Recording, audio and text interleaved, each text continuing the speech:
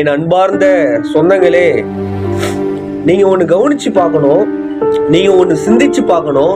என்னன்னா, இந்த வேகமான காலகட்டத்துல யாருமே நிம்மதியா இல்ல, யாருமே அமைதியா இல்ல, யாருமே மகிழ்ச்சியா வாழல.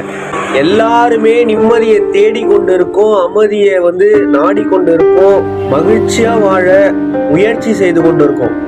நீங்கள் நம்பினாலும் நம்பாவிட்டாலும் இதுதான் சத்தியமான உண்மை. நோயற்ற வாழ்வே குறைவற்ற செல்வம், நம்ம பெரியவங்க சொன்னாங்க. ஆனா மனிதனுக்கு ஆயிரக்கணக்கான நோய் இருக்குது, 4448 நோய்கள் இருக்குதுன்னு சொல்றாங்க. எத்தனை நோய்கள்?